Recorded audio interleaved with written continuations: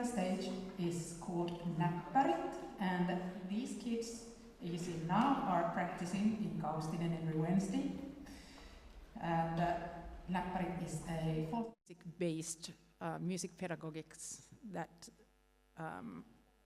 allows everyone to join and making kids and adults of different skill levels and ages playing together.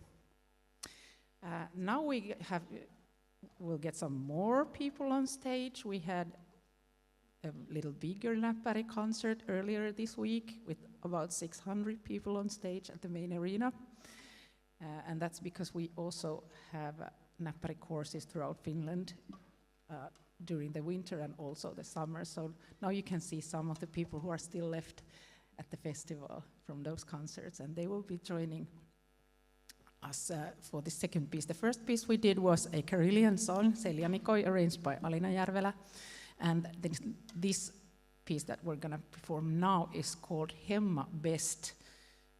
The lyrics are by Mauno Järvelä and the music is by Esko Järvelä, and the song is about the Finns immigrating to Sweden for work. Thank you.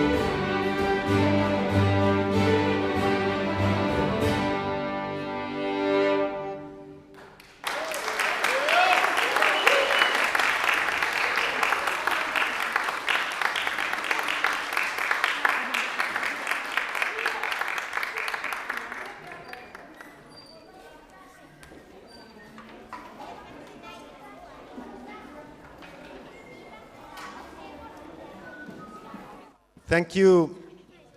Thank you so much, Näppärit. There is no better way to start the morning than listening to you. So, welcome to the seminar. Today we will be talking about music on the move, migration, resilience and identity. This is a part of the series of Kaustinen ICH Seminars, so 2025 is today. And we'll be hearing music, but also some discussions about migration, what it means when music is on the move.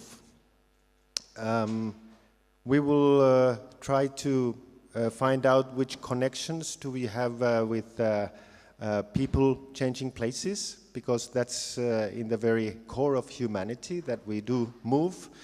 And music always moves with us, but it has very many implications in many different contexts and levels.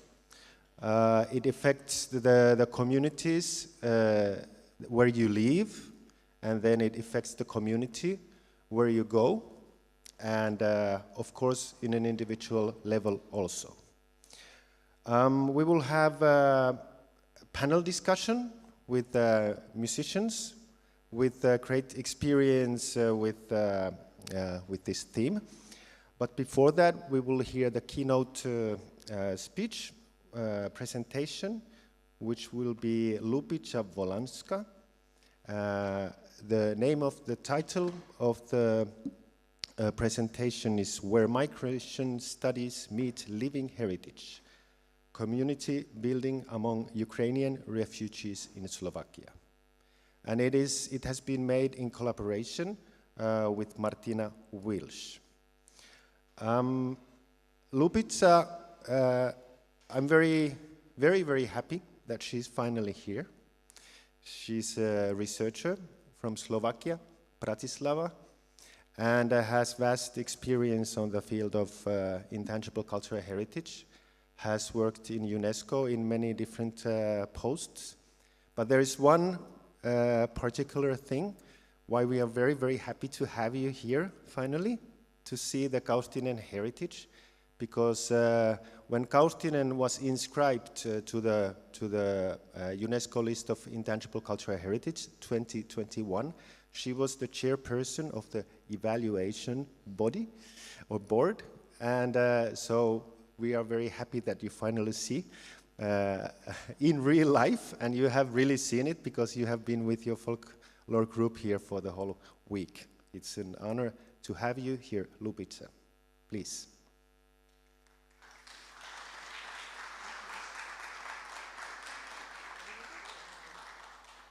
Okay, thank you so much for these nice words, Matti. And as I already told your colleagues, it was an easy task being the chair of the evaluation body when evaluating the Kaustinen file, because it was really, really nice experience. And I'm happy to be here, and thankful that you invited me to speak about or to discuss with you such an important topic as is the ICH on move. And yes, the living heritage is a product of migration or the exchange among communities. And as you said, nowadays we are more and more connected, and migration becomes more and more the experience of our lives. And this is one presentation that we prepared with Martina Wilsch, my dear colleague from the Institute of Ethnology and Social Anthropology from the Slovak Academy of Sciences. And it is based on two projects that we did, and Martina was head of one of them. And what we'd like to discuss with you today is how the living heritage helps to maintain the cultural identity and continuity, and how it enhances the social cohesion and well-being, and how it is central to a person's sense of belonging and attachment to a place, or as it anchors, orientates and locates individuals, as Clark says that. The crises and conflicts, particularly the military ones, present a specific challenge for living heritage, especially when they lead to extensive forced migration and displacement. And I'd like to discuss a broader context and then show you some examples from our Ukrainian research and Ukrainian projects. It was all started in spring 2022, so immediately after the Russian aggression in Ukraine, where the UNESCO Living Heritage entity issued or launched a project, inspired us to make a rapid needs identification or assessment of living heritage safeguarding among the displaced communities in these 5 countries, like 5 neighboring countries, starting with Hungary, Moldova, Poland, Romania, and Slovakia. And then we continued with a follow-up project, and we are still continuing because we think that is a very important topic, and it still needs to be researched, because that's why the title of the presentation. The migration studies usually don't look so much at the intangible cultural heritage as a means of resilience, as a means how it can help the displaced communities. And we had a lengthy discussions with Martina about how to grasp the whole topic and how to continue. For us, it was at that time an urgent situation and a very new experience of war next door that kind of, we didn't expect it so much.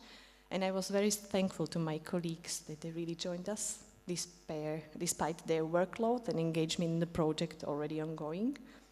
And we felt it necessary to do something not just as citizens horrified by the war, but also as researchers or scholars. And we also used the previous experience with the ICH in emergency, as it's said in the operational principles and modalities, guidelines that were produced by the UNESCO Living Heritage entity in 2020. Concerning the theoretical background, I hope I will not bore you too much with that, so I try to be very concise. And if anybody is interested, I can of course provide the literature. That was like the basic. What we thought that we know already was how ICH or living heritage is a means of anchoring in receiving societies, as Matti said, and how it is also reconstructed to establish cohesive migrant communities, and how it needs to be redefined, because it's redefining the cultural identities as well as fostering resilience and coping with these difficult situations. What we had were first 2 goals. First, we wanted to know what's going on together with the Ukrainian communities, and then we tried to identify and test series of concrete activities that could be developed further, because we knew as anthropologists or ethnologists that this is really not what we usually do, but it was because of the rapid needs or rapid assessment that we somehow closed one eye and tried to do our best. And the third goal we added later, and that was development of recommendations that could be shared with governments and institutions and communities. And it was a very interesting experience because all the countries united, and we somehow developed the questionnaire and the modus operandi together, and together with the Ukrainian communities. We had also some Ukrainian colleagues from Ukraine directly joining us. First, we did the desk research, so we don't do what has been already done, and we tried somehow to find the relevant stakeholders, also in private sector, NGOs, and so on. And then what was interesting that it was a very debated thing, the help to cultural practitioners and their families, where they got assistance, accommodation, financial and material support, but the living heritage practitioners were not among them. Somehow they were forgotten, so we felt it really necessary to deal also with this question. And as anthropologists or ethnographers, we really felt that what we need to do is go to the people and not just to the institutions and not just to the desk research. So we did interviews, focus groups, and we call it so-called patchwork ethnography. So it was not the usual long-stay research that we are used to do, but it was necessary to do it quickly. What was also very much important to us were the ethical aspects and the ethical principles, where we really tried to work with people to benefit the research itself. And I know that there have been some initiatives at that time from the anthropological community in neighboring countries and in Europe in general that were discussing if it's ethical enough to do research with Ukrainian displaced persons, because it was such a sensitive issue. But we discussed it in the team, and we realized that what we are doing is not doing research about them, to write a paper or deliver a lecture, as I'm doing now, but to work with them.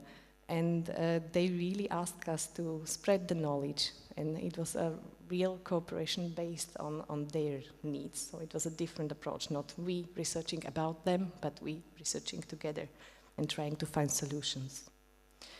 We tried to work only with refugees with a relative stable living situation. They were invited to take part in the interviews, and we tried not to trigger traumatic memories. So the content of the questions were mostly limited to really identifying the needs. And they also, it was of course participation in the interviews were voluntarily, and they got a remuneration of interviewees. It was optional for every of the teams, but we in Slovakia did it, for example, with a shopping voucher, just to help the situation. Then we really thought about the reflexivity and positionality of ourselves. So where are we as researchers in the research, and how is our background and how we enter the whole space and the whole situation. And also we try to work with trauma-informed approach. That means that we were asking about the situation, not how they got into the situation, and work more how to help them. What was the problem or the challenges were exactly this short time, and also the representativeness of the content, let's say, because many elements of ICH were enacted all over Ukraine in a slightly different way. So what do we choose? How do we choose with what we work further?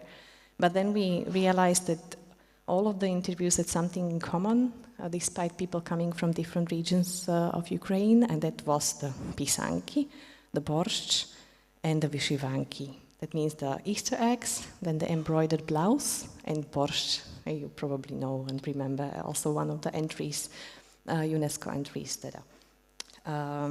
So we worked further, and we analyzed the priority areas for intervention, which was, for example, the language competence. So they wanted to learn the languages of the countries where they were situated, but also it was a kind of resistance to use the language as a part of ICH, or living heritage, to revolt or to make a statement on a symbolical level. They also, the people who were living in the Russian-speaking parts of Ukraine, in the eastern part, started to learn Ukrainian and stopped speaking Russian, for example, although they didn't speak Ukrainian before. What they also stressed was the social contact and the need somehow to gather together and have the chance to discuss and to be among themselves. And then, as it was mostly women and older adults coming to Slovakia, a very important thing were also the extracurricular activities. For school children, they were often connected with music, with crafts, and so on. So I spoke about the oral traditions. Then in performing arts, the traditional tunes became a symbol of identity that I often mentioned, and that's the song Oj u Lúzi Červona kalina, for example, which is notoriously known. But also some social practices, traditional costumes. And what was for us interesting was also the food waste and the knowledge and practices concerning nature. That was traditional healing transmission, which was different, and they felt it as a real serious issue. Well, what we really wanted to do is to have this, in this highly complex and unstable situation where some of them were staying, some of them were leaving, some of them were returning back home, some of them already left to western part of Europe or to USA or to Canada, and this situation is still kind of changing. That means that's why we felt that an ongoing research is really important, because it's changing all the time. And what we also very much discussed with Martina, and we were in the same, didn't have the same idea, so maybe it's a nice way how to discuss it also later in the discussion, was this notion about giving and receiving in balance. That means the moral relationship of reciprocity, as Kaustinen puts that, where the community is accepted by the majority of society. They are part of when certain circumstances go in the direction of respecting each other somehow. So this was an interesting concept, and we can discuss it later. Then we still felt this specific context of the Russian aggression in Ukraine, where it is more or less a war for identity. So it's not, I quote here Michalova, Hodichuk and Sokolovsky, who said that it's a struggle to appropriate cultural traditions and narratives, challenging Ukraine's sovereignty and cultural integrity. So it's not so much as physical destruction, but it has mobilized cultural narratives as an act of resistance, and one of them is exactly the song about red viburnum or Oj uluzi červona kalina. And well, at that time the living heritage became a symbolic language, and it became more present in the public. And I have chosen two examples from the next project, which was led by Martina, and it was one of the 5 projects that were made in the neighboring countries as follow-up. So the project in Slovakia was called To Get Together, enhancement of the capacities of displaced communities from Ukraine living in Slovakia. It was founded by the ICH Fund of UNESCO Convention in 2003, and we had like 2 cooperating partners. One was the NGO, Ukrainian NGO in Slovakia, in Bratislava, Sme spolu, which means we are together. That is based in one of the districts of Bratislava. And the other one was the Milan Šimečka Foundation, that has plenty of experience with integrating migrants and work with migrants in Slovakia. And that was a really fruitful cooperation. And we learned from each other, so it was not just about the ICH, not just about living heritage, but also about the procedures and how we can work together. What we thought is important, again, a little bit of theory, that's the last slide about theory and methodology, I promise, was, again, emphasizing the participants' own perspective of living heritage. And what we also felt as necessary was the context of the family story. And we were trying to map the social and cultural context before leaving Ukraine and then also after arrival. What was interesting was this we and us concept by Erik Eriksen that shows us how the community can perceive itself differently through the narrative. And this community was really wanted to be seen as a cultural community. And well, the next one was the next concept of the cultural heritage as social practice. That's why I've chosen these 2 examples. And very interesting is exactly this complicated situation of staying, leaving, which is quite antidecisive and helps us to overcome some complicated situation where we still think that we are in the liminal or temporary phase, and we'll cope with some difficulties much better when we think that, okay, I'll return back home or not. So this was the concepts we were working with. And these are the 2 examples. Interestingly, the interviews were not so much focused they were focused on music and songs, but first what came as a very important thing was the foodways and the culinary heritage as a cultural anchor in this placement. And the second one I will talk about will be preserving tradition, like the festive heritage and celebrating family and religious practices. Food plays a significant role in migration, serving as a medium for cultural continuity and identity and the negotiation of one's position in the new society. And this is how the way that allows individuals to maintain, express their cultural identity, but also redefine it, reshape it, and rediscover it in the relationship with a new home, whether it's in displacement or in their country of origin. And this physical experience of migrants in food-related spaces, along with the sensory elements such as visual arrangements or textures or aromas of the food, help recreate this familiar sense of home. On the other side, it may also evoke discomfort or unease for others, as it evokes the imaginary of home and elicits emotional responses. For example, Ukrainian food was often, is still, frequently described as tasting better in the home country than displacement, with the notion of authentic taste, mediating emotions of comfort, well-being, and the connection to home. That's why our partners in research have consistently sought to purchase food directly from Ukraine, like, for example, bacon or fermented cucumbers or sunflower oil. And there also is a special difficulty or challenge when the Ukrainian food was inaccessible to some people due to their specific legal status and the associated restrictions. It was, for example, not served in shared housing arrangements, or also the financial precarity of not possibility to afford the food. Then it became an integral part of their daily routines and very important anchor in these dietary habits, where also it was sometimes the first time when the intergenerational transmission of culinary practices were stressed, like especially for those displaced with children while their family members remained in Ukraine. The responsibility of upholding these traditions often emerged for the first time during this displacement.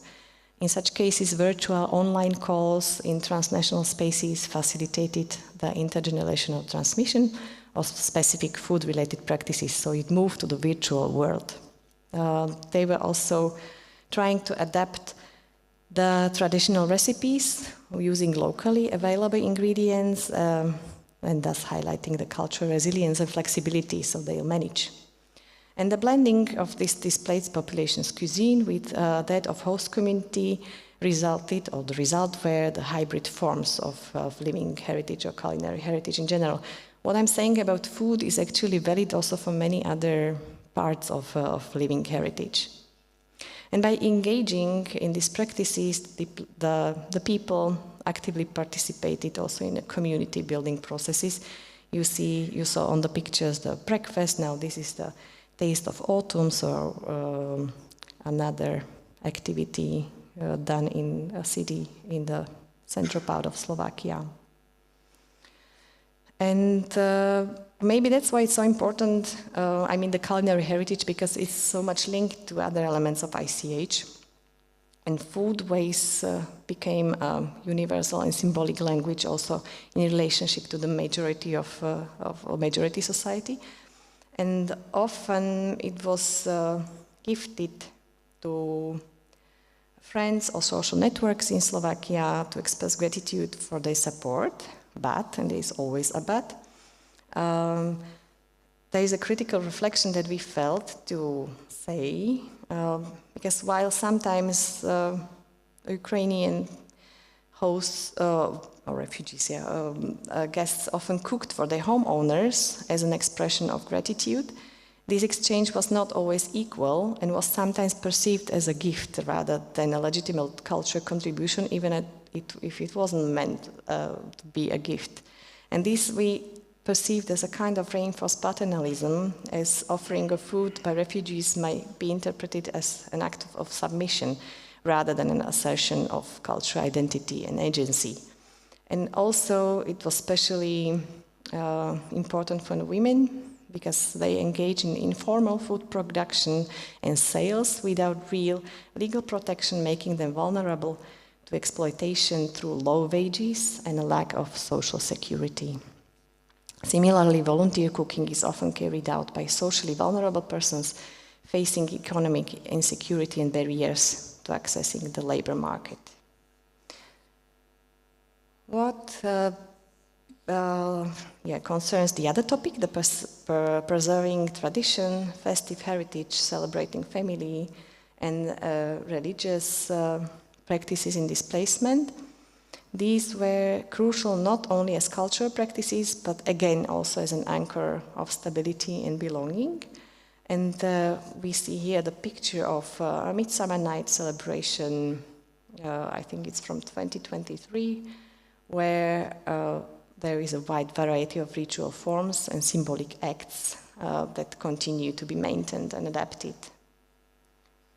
Another role of expression of solidarity with Ukraine and affirmation of Ukrainian identity. This is what these practices often serve as a public and private declaration of support, also by the majority society, and also an expression of resistance or cultural pride. And many of communication and engagement with the whole is a means of communication and engagement with the whole society, and again. It's used for building connections, explaining one's culture, and also negotiating the social acceptance I was talking about before. Again, hybrid forms of living heritage emerged when adapting to a new situation. And this is rather creative how they manage to adjust to the new context. And again, living heritage as without borders, the festive culture is often experienced virtually and transnationally. Digital communication and transnational networks enable exactly this continuation of rituals and celebration. Festivity became a normality, which sounds a bit paradoxically, of course, but the need to preserve and maintain the family traditions as a custom even in Slovakia, was a way to sustain the lifestyle close to normal, similar to how life was before the war.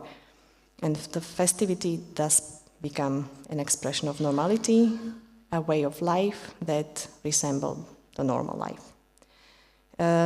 They might be different interests, so it's not one group acting as a uniform entity. The different members or our interview partners shown, so there was different interest and capacity. Some of them wanted, some of them didn't want to celebrate, and some of them refused to celebrate as an act of support to those left behind in Ukraine.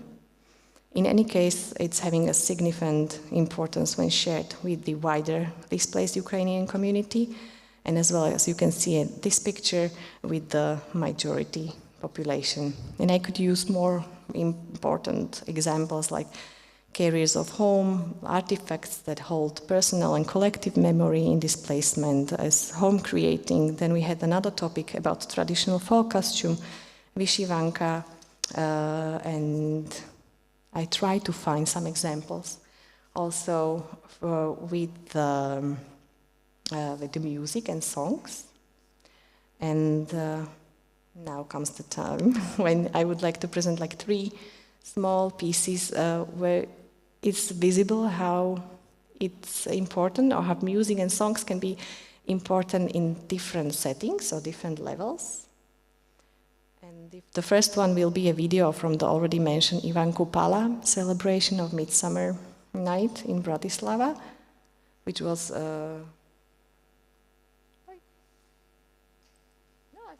I think I managed. Thank you. Which was a public event.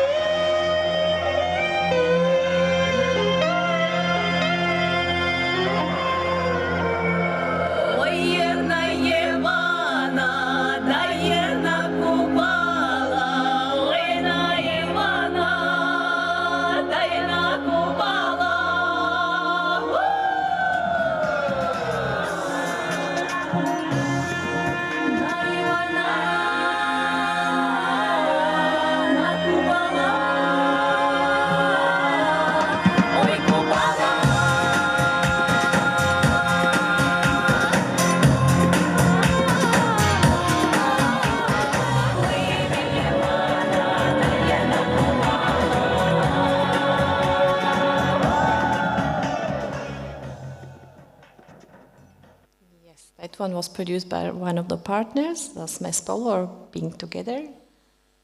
And it shows how a stylized version of how the community would like to present itself, and an essential level of introducing the community to the majority of society.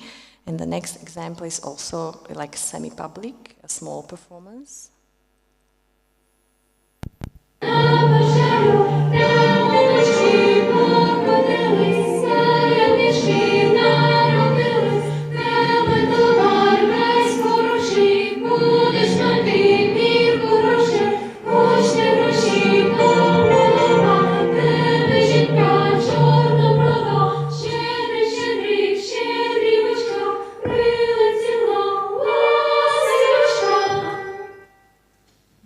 Also a notoriously known song, so that's what is the public or the semi-public level.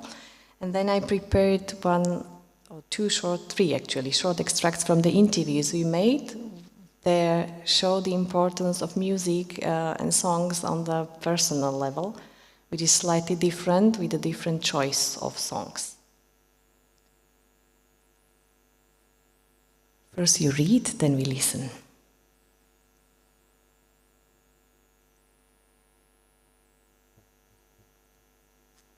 So this is Galina, who is actually a quite famous singer.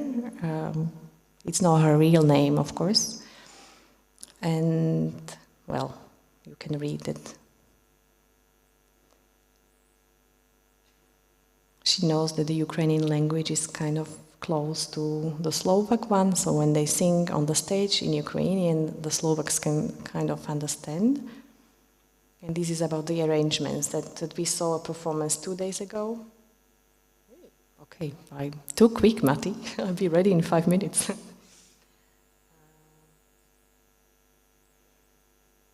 But she actually prefers something else.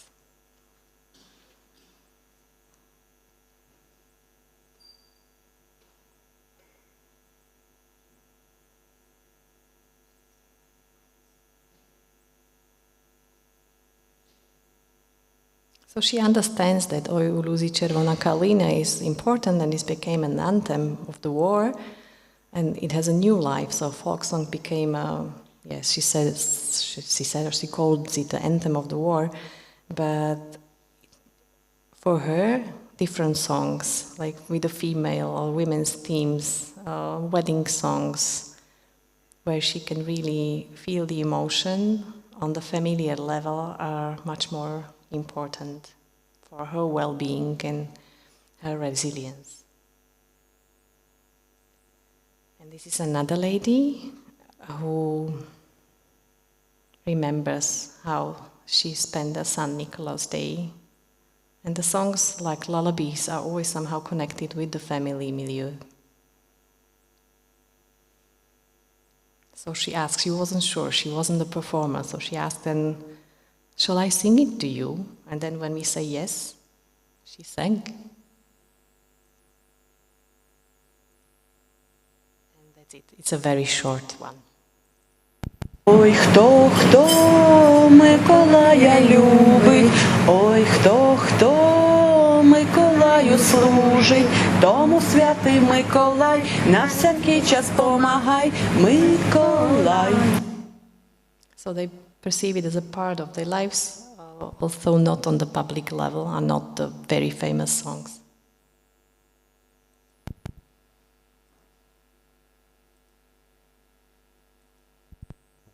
Okay, so what was said of the foodways, or also celebrating the family or other celebrations, could be actually said about the songs and music and all the other parts of living heritage. And the role has common features in displacement. We have to conclude that it's really highly relevant for displaced Ukrainian communities, and the refugees rely on traditions, language, celebration and foodways to maintain their cultural identity, foster resilience and create a sense of belonging.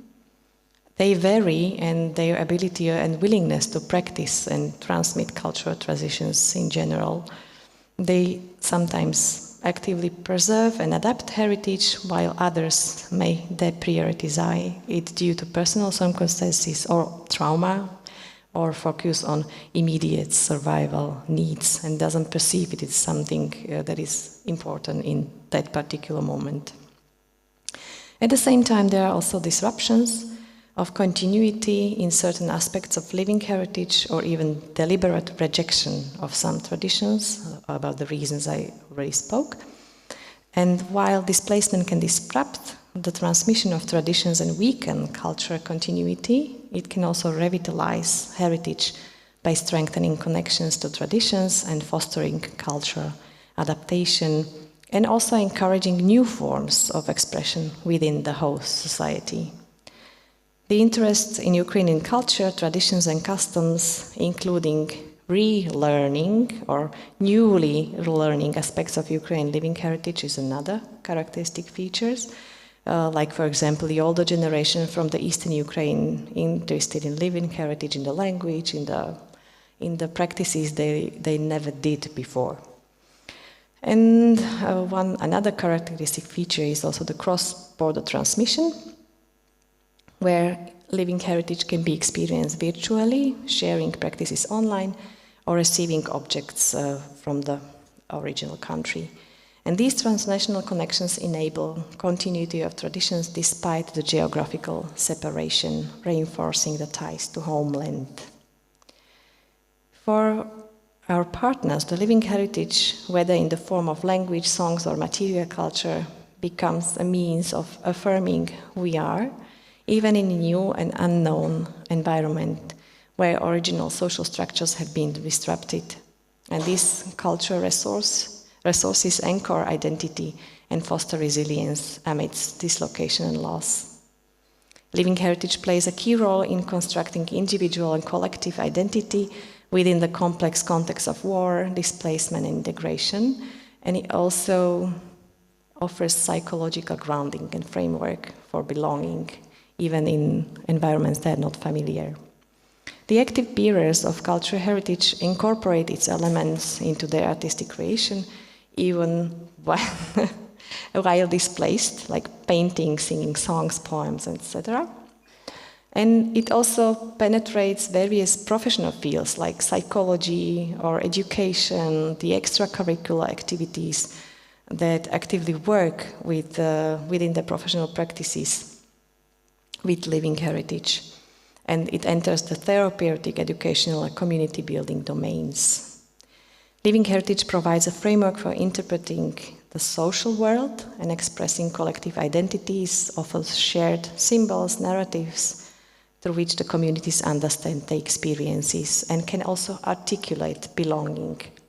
It influences the formation of new forms of collective identities in unfamiliar or hostile environments.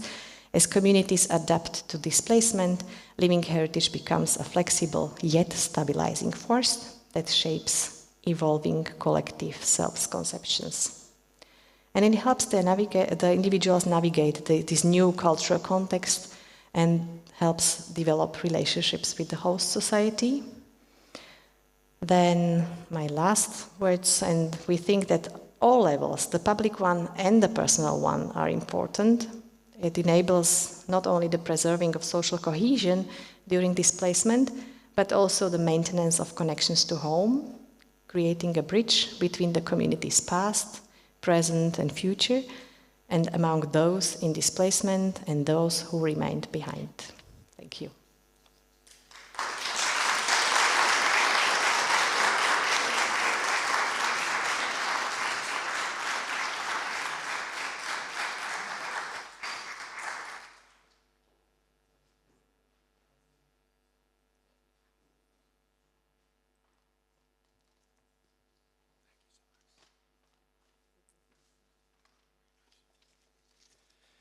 Thank you, Ľubica. Yeah, that was a very nice introduction to our seminar and the keynote, kind of the groundwork for the whole discussion, what we need here in this seminar, but also in the world. We need to understand how migration is affecting different cultural expressions, intangible cultural heritage. and how we can work with it. So here we have now a good academic basis of one example, and also a lot of good safeguarding, kind of UNESCO type of safeguarding method presenting kind of a level was also very nicely introduced. The panel will be about more about musicianship, so like professionalism, which is very, very connected, especially in our own field, folk music and folk dance, to the practitioner side or amateur side, and actually you cannot differentiate those. And so in the panel we will be reflecting these things in a more approach from the professional musician. And a bridge to the panel, we will have a great example of a singing group from Georgia who are practitioners and masters of the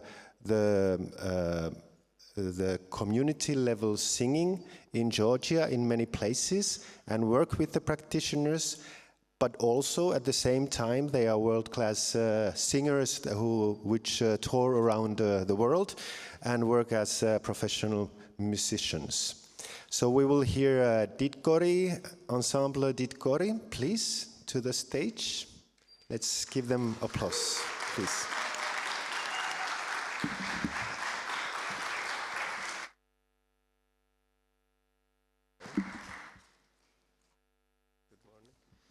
Thank you so much for presenting our group and inviting to the wonderful festival and in seminar as well.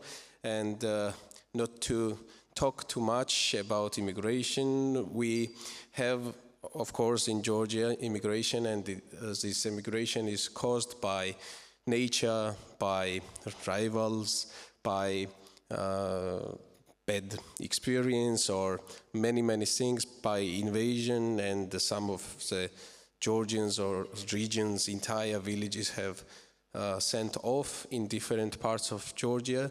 But in terms of music, to say truth, we don't have such kind of dedicated songs to this kind of activity. But when people are, the settlements which are sent to different regions, they bring their culture to this new part for them, and they are trying, especially Swanetian people. There are lots of eco-migrants because this is mountainous region, and lots of villages and families have sent to different parts of Georgia, especially in East Georgia. Psychologically it is very hard for them to move to so far the distance from their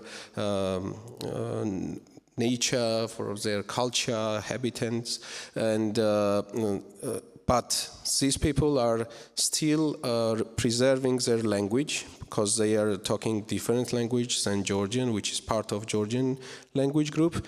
Plus, they are preserving their culture and tradition of singing, round dancing, and many more. So these people are good example of how they preserve still to be Swan in different region, in different people's culture. So today we'll try to sing songs in which we sing that these songs are more appropriate to this theme. For example, we will sing a Megrelian song, Cella, which is a journey song in which a person is telling a story of his life, of hard life, how he has to move from one place to other place to sell goods and to find some kind of income. And he's talking this story to the bulls, which are riding the cart. Plus, we will sing a song called Azar, which is an Abkhazian song. This is a mourning song, and Abkhazian people were sent off to Turkey, to Achara as well in Georgia, and it happened by force. And this is called Muhajiroba, they were muhajirs. Russian Empire by force sent them to different parts, and new tribes were brought to fill this region, and then happened what happened. And we will sing as well Juari Tsinasa. This is a east mountainous region song, Tushetian. No, thank you. Madlova. Pshav song. Pshav people are famous for their, how to say, they are sheep breeders, and they live half year in lowlands. So we took this song to show people's culture who are living in different places during the year. Thank you so much, and wish you best.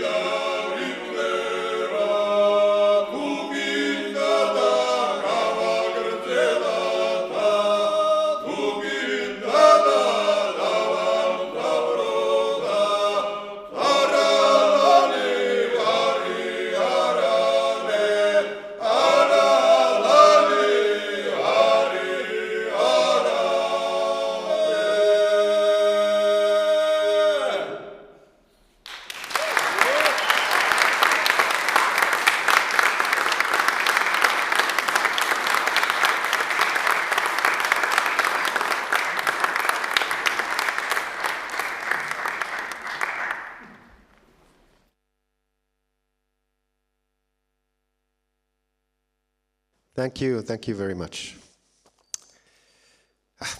Yes, we will go on. Anyways, we have now a privilege to have the panel discussion, and the host for the panel discussion will be Saijaleena Rantanen. You can please come to the stage, all the panelists. So Saijaleena Rantanen, and then Karri Miettinen, Michal Elia Kamal, John Westmoreland, and Mika Saatsi.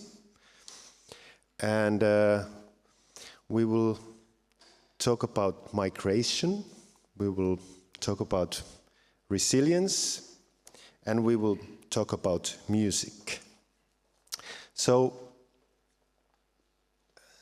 I think I will give the floor to Saijaleena. She will present the panelists in more depth, and we will just wait, take a few seconds so that they can find their own seats and the microphones, and everything seems to be ready. So please, let's give them a big applause.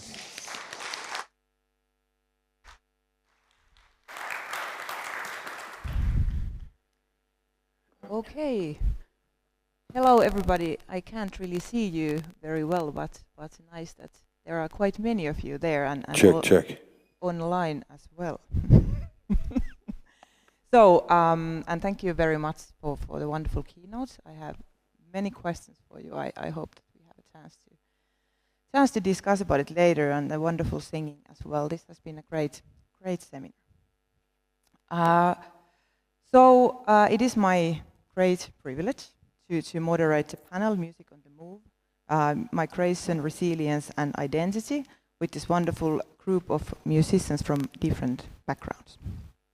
The panel discussion will last approximately 1 hour, and after that there will be time for questions from the audience. So if you get any questions during our discussion here, you will have time to present them later. So my name is Saijaleena Rantanen, as Matti Matti introduced me, and I am a music historian and a professor of cultural study of music at the Sibelius Academy of the Uni Arts, Helsinki. And the reason why I was asked to chair this discussion is that my own research work concerns music and migration in the context of the music culture of Finnish immigrants in North America and Soviet Karelia from the late 19th century until the end of 1930s. And in my research, I'm looking at music especially from the social, political, and cultural point of view. But that's enough about me. Now I want to give the floor to our great panelists. And first, I would like to ask you all to present yourselves and also reflect on how migration is connected to your music or musicianship. So Karri, please, you can start. Thank you so much. I'm still trying to recover from the beautiful music we just heard. Can we get a round of applause for the incredible singers? Yeah. I think it was a great example on how music and singing kind of transcends boundaries. I had no idea, understanding. My conscious mind did not understand the lyrics, but emotionally I traveled somewhere, I don't know. It was an otherworldly experience. Great example of our topic here. In the past years, I've been super interested in American Finnish experience, and we have a group called Laulava Unioni, the singing union, who sings the songs of the American Finnish wobblies from the industrial workers of the world. Besides the interest in immigrant music in North America, I have a strong base in hip-hop culture, which is a music genre entirely created by immigrants and the immigrant experience. So this is like my echo chamber here. Great to be here. Thank you. So my name is Michal Elia Kamal, and I am Israeli Iranian.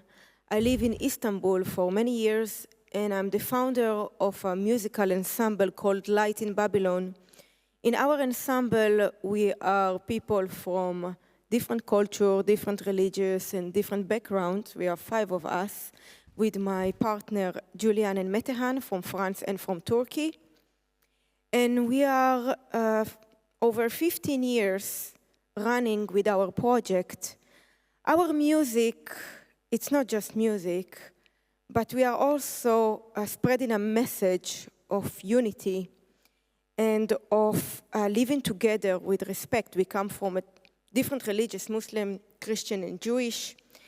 And we believe that we are a voice of a generation who wants to reconnect. For us, the city Istanbul is not just a city that we formed by mistake, but it's actually a cultural bridge. And there what we are trying to do through music is to reconnect. And I think it reflects another point of view of migration, identity, and heritage. We can speak about it later. We have a bit different point of ideas, maybe not so different, we will find out, about how much do we want to preserve from our heritage and how much we want to let go, because culture is something that must change. Do we want to preserve everything? Is everything that comes from the past is really the best for us? Do we want to live the life of our grandparents? I'm not sure. So, in general, that's what we do through music, and I hope you will learn, and I will learn more about it. Thank you.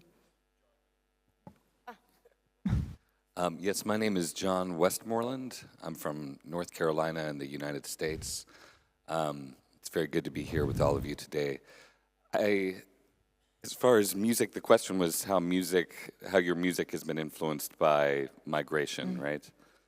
I mean, as an American, all of the music that we has come out of, has blossomed out of America is in some way, coming from a migrant experience. In my family, Celtic music, my father and my sister were constantly playing Celtic music in old time as I grew up, and so I rebelled against that and wouldn't play any of it. But you know, that's music, of course, coming from the British Isles. And growing up, I ended up being drawn to blues initially, which of course is a music that's entirely coming out of the experience of forced migration of slavery, and the music that developed out of that, gospel and blues and then jazz as well. So, you know, I view that pretty much all the music that I've studied and that's influenced me has come from that migrant, you know, experience of bringing music to the Americas.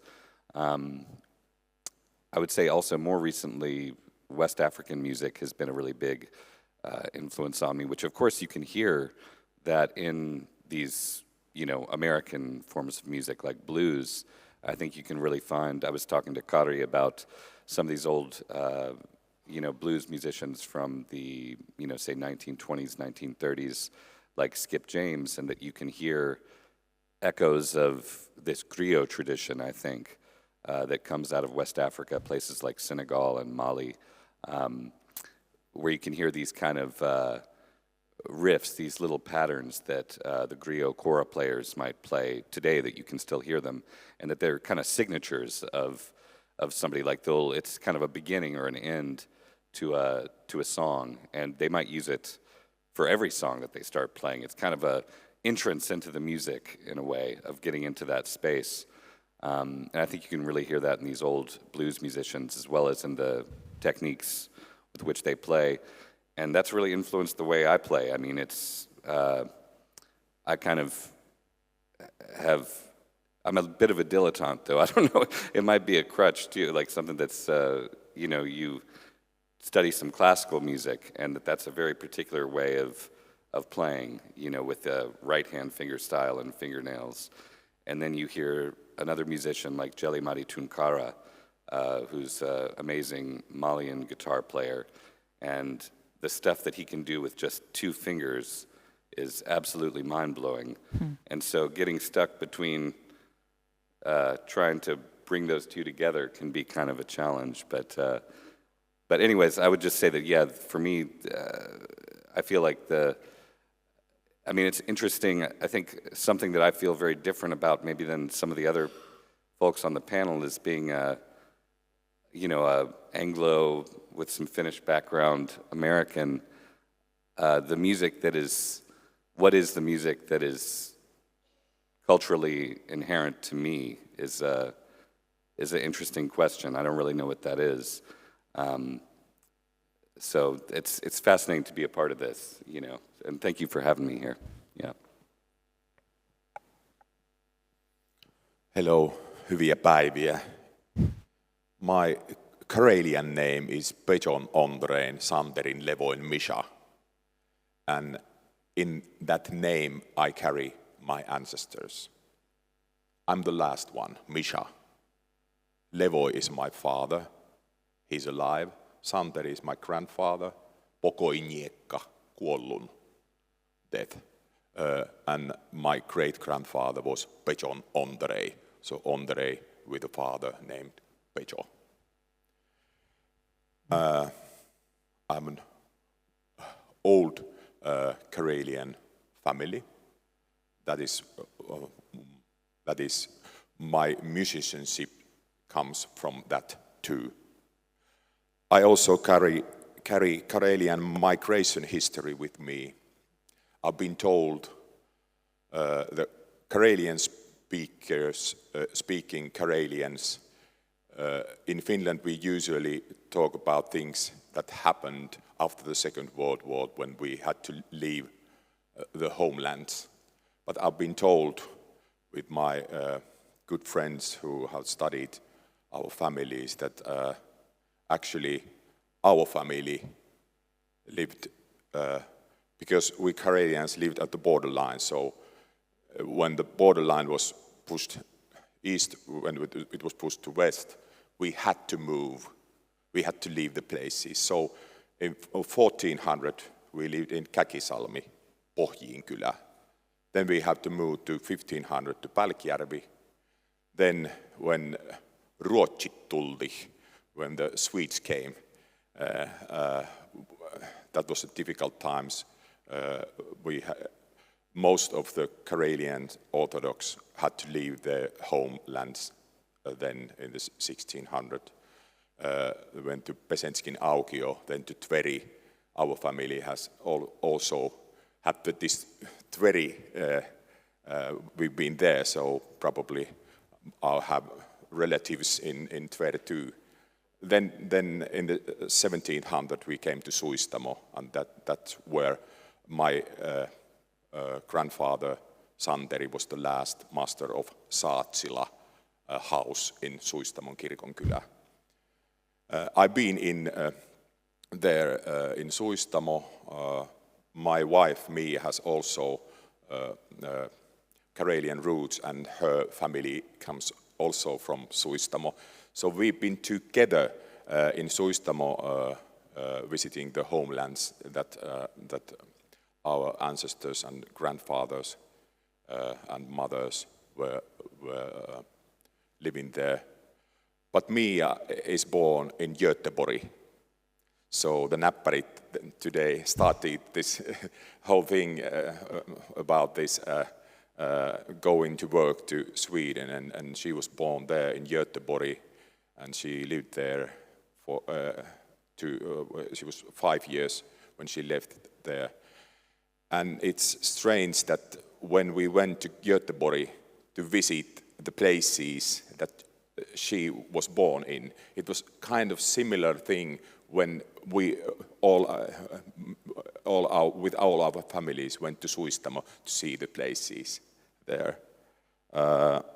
So my music and Karelian culture work based on the knowledge of being Karelian speaking, Orthodox Karelian, and that's what I do. And it's a kind of sad history and sad story, because I think that if we Karelian speakers,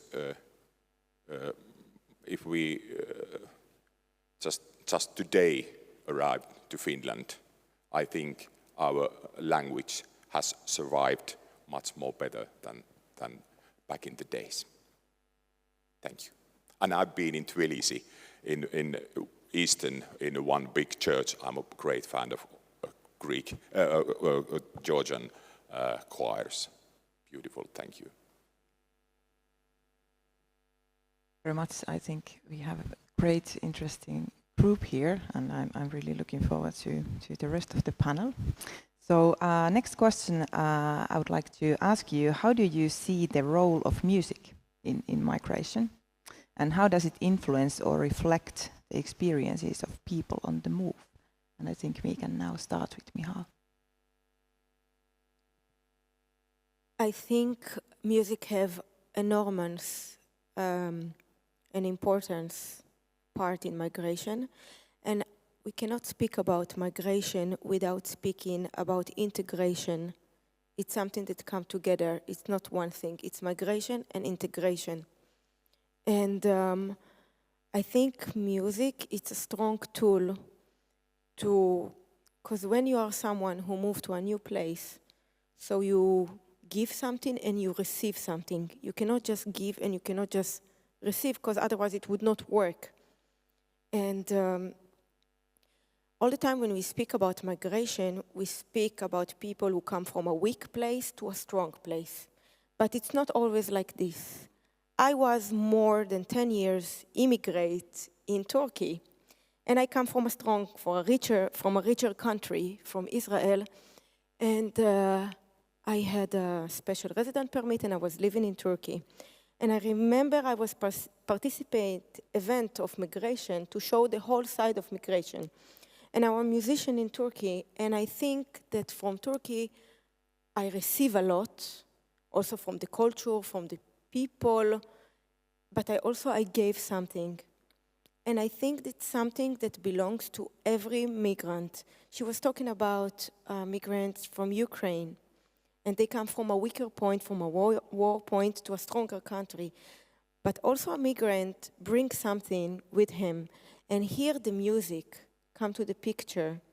because music is a universal language. Also, if you don't understand the language, like what we heard here before, it's like you said, it took you to another place.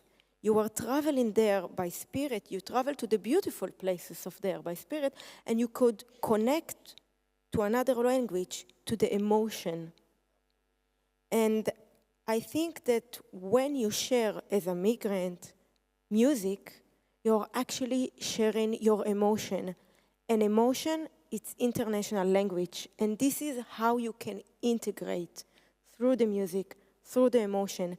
And this is what I do. Also as a migrant in Turkey, when I used to live there, I connected to the culture through the music, through the emotion. And also today, I travel all over the world. I've been everywhere. And this is my message also in each concert.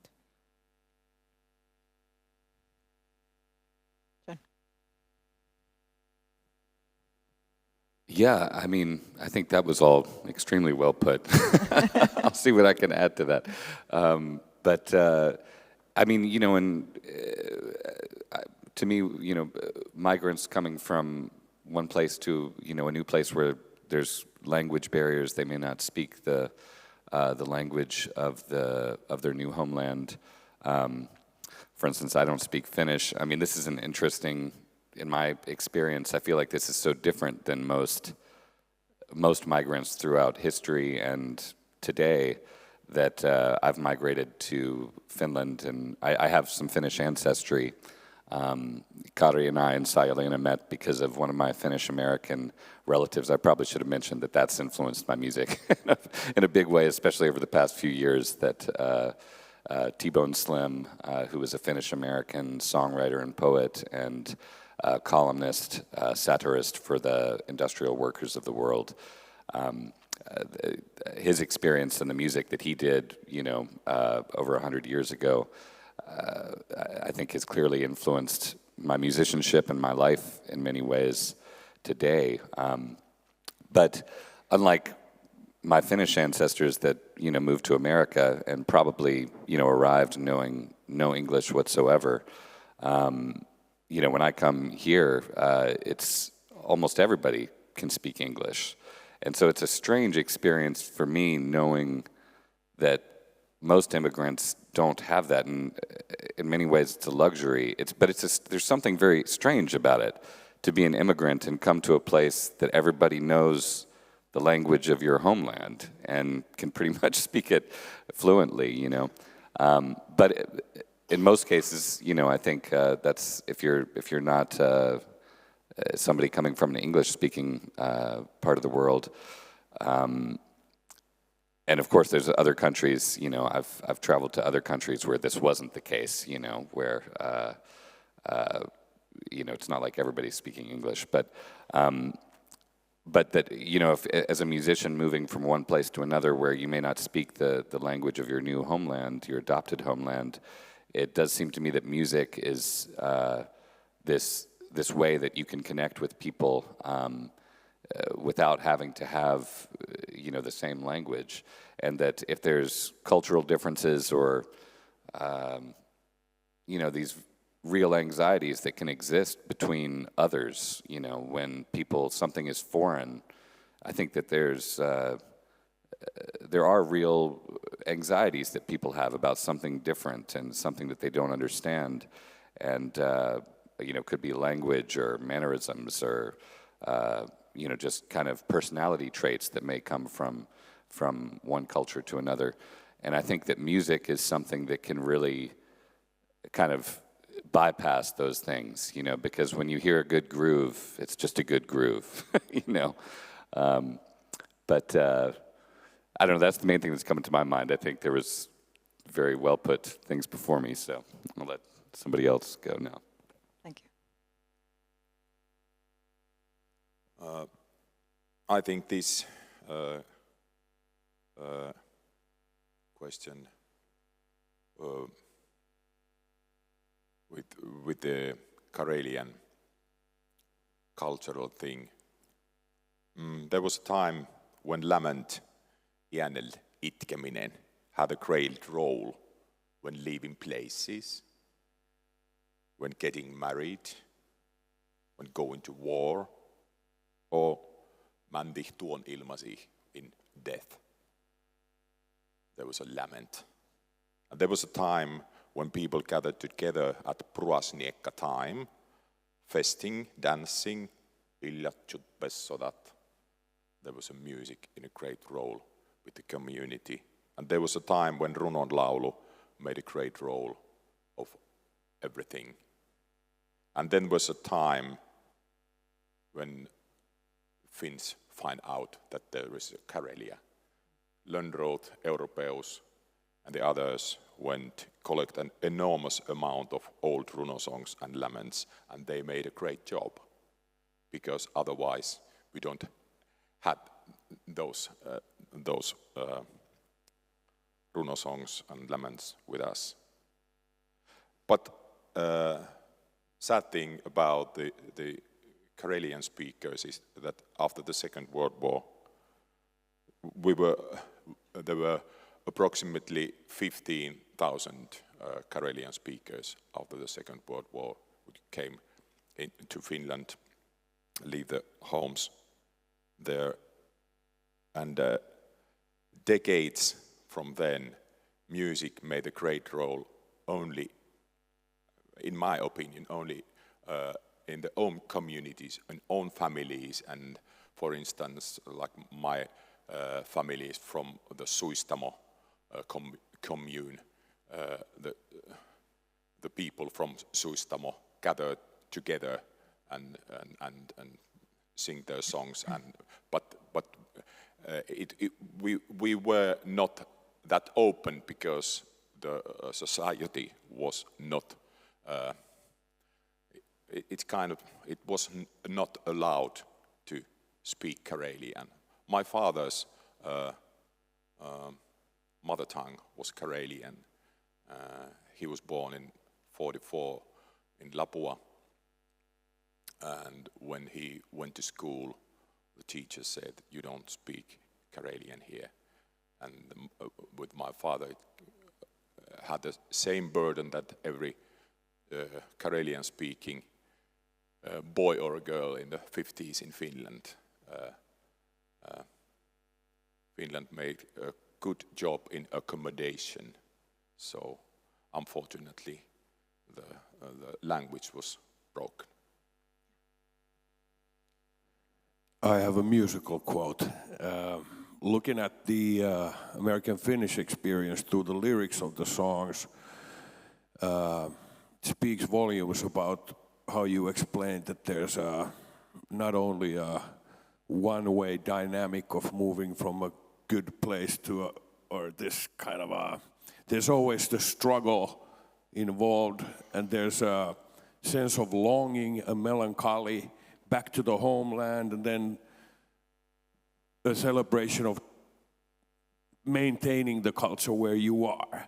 So there's a great lyric written to the melody of Finlandia hymn, which was essentially a protest song. It was instrumental melody written by Jean Sibelius in the 1890s when Finland was still under Russian Tsar's rule.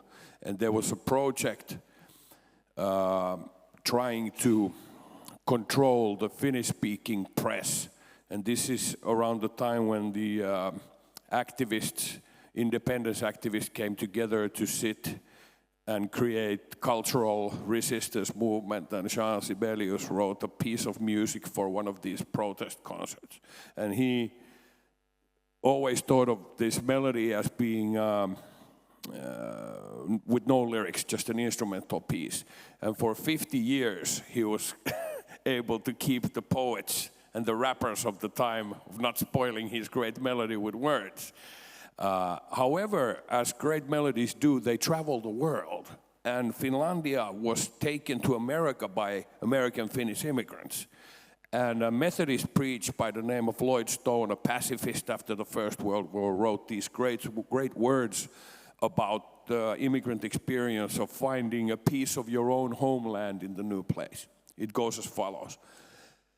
My country's skies are bluer than the ocean.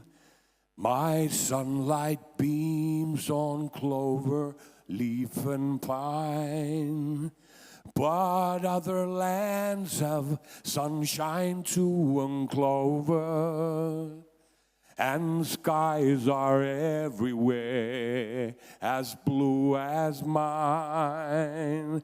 Oh, hear my song, Lord, God of all the nations, a song of peace for your land and for mine. How powerful is that?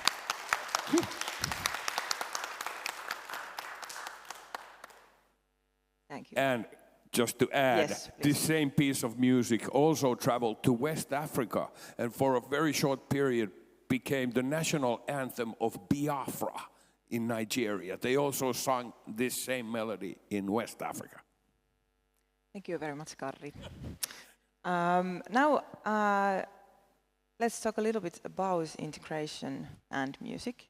That was a very, very important point that you, Michal, just brought up. And what do you think and of course, like you can reflect on your own experiences as well. That in what ways music can help people to settle into new environments, and what significance does music have in this process? We discussed about this a little bit already, but do you have kind of concrete experiences yourself, or like John, if you can start now? I was thinking, like, for example, you mentioned T-Bone Slim. So I think, like, if you think about him and what he did, you know, he was born in the United States, but like he was a very interesting figure, and I think with his kind of integration as well, and how he kind of reflected his kind of experiences through lyrics and music as well. Yeah, well, T-Bone Slim, he is a rather mysterious, enigmatic figure, and we've in the past few years a project by Kirsti Salmi-Niklander, who is out here in the audience somewhere, really put together, and through that project we uncovered a lot more about T-Bone Slim's life, although I'd still say he's rather enigmatic. But among the things that we found about him and his cultural identity and, you know, artistry, it was thought until this recent Kone project, T-Bone Slim and the transnational poetics of the migrant left in North America, that it had been written that he didn't really know Finnish very well, that he kind of knew enough to get by, but, you know, probably couldn't tell a joke. And I remember reading that and thinking, that's got to be bullshit. Excuse me. Because I knew my grandfather, who was T-Bone Slim's nephew, grew up in a Finnish-speaking household. And so going back another generation and knowing that T-Bone Slim's parents had immigrated to one of the largest Finnish-speaking communities in the U.S. at the time. I think it was called Finntown, USA, sometimes Ashtabula, Ohio. And that T-Bone Slim was born just a couple years after they had immigrated there, that he must have grown up speaking Finnish. And so it's great through that project. One of the other researchers, Lotta Leivo, did discover that actually the first writing we have of him being published in a newspaper was written in Finnish. So although we don't, so far, there's no songs or poems that have come to light that have been written in Finnish. So that's an open question. As you know, did he compose some songs? We know that he did write articles for the IWW press from time to time that were in Finnish. But he clearly was, you know, fluent in English and was a master wordsmith in, you know, using the English language. I think that his Finnish background, really to his artistry as a wordsmith, must have really, I think that his wordplay was very much influenced by Finnish language and the kind of, I mean, at least my understanding of Finnish being such an oral language that wasn't written down until relatively recent history, but the history of the language goes back so far. And I think you can really kind of see that in the language wordplay that somebody like T-Bone Slim uses, putting these compound words together and kind of playing on just the sound of words to change the meaning of them and so on and so forth. Actually, there's a great book, if anybody's interested, that has just come out called The Popular Wobbly, which is written by Owen Clayton, a professor in the UK he's been a really important figure in kind of resurrecting T-Bone Slim's legacy in recent years. And he just had a book which has a great kind of biographical sketch of T-Bone Slim, and then is a collection of his published and unpublished works that we have currently been able to put together. Remind me, though, what was the question? Because I started rambling and just got... No, the question wasn't in what ways can music help people to settle into new environments? Yes. What significance does music have in the process in yeah. general? Well, I'd love to know, I wonder about those Finnish ancestors of mine. I mean, we know that there was, of course, they had a halli in Ashtabula, and it's my understanding, talking to historians there, that... there was very vibrant cultural traditions going on, that was a real center of the community, and that plays, performances were put on. With T-Bone Slim, there's so little, out there as far as what we know about him as a musician or singer. There's only a couple accounts of him being a performer even. We don't know, though, is that because he just didn't really perform, or do we just not really have the information about him, But there was accounts from his grandson that he had been told that T-Bone Slim could conduct an orchestra and play all these different instruments. So you get a sense that he may have had quite a musical background, and if that was the case, it must have been, in the Finnish community there, where he was learning that. I know my grandfather was really obsessed with brass bands, and I think I've gotten the sense that, especially during that time period, that may have come from his Finnish-American identity as well. As far as me immigrating here, it has been interesting. I've always loved blues and American roots music, but there's been perhaps something about, I haven't been back home to North Carolina in a while, and I've gone through some periods in the past year where I was really heavily, getting into really trying to pick out these old blues and old time music, and perhaps there must be something about that it is something about, it's kind of funny to come to a totally foreign place and be like, all right, now I'm going to really dive into this roots stuff from back home, that I wasn't even, doing so much of in recent history when I was living in North Carolina. But maybe I'll leave it there. Let me just jump in real quick. As far as T-Bone Slim operating in English, it just simply makes sense. There's a parallel to Finnish hip-hop. I have a colleague, dear friend, called Hassan Michael, who comes from Somali background, speaks Somali with his mother and family, raps in Finnish. There's always an interesting in-between experience, because by rhyming in Finnish, he's speaking to a larger audience, and for us who are not brought up in the Somali community, we feel like, wow, he's doing a great thing for Somali community, but he is also experiencing some negativity by choosing to rhyme in Finnish instead of Somali. Or there's a strong Congolese presence in Finnish hip-hop, for example. Right now, some of the biggest rappers, Turisti, Ege Zulu, for example, come from a Congolese background. They're Lingala speakers, but it just doesn't make sense to operate in Lingala.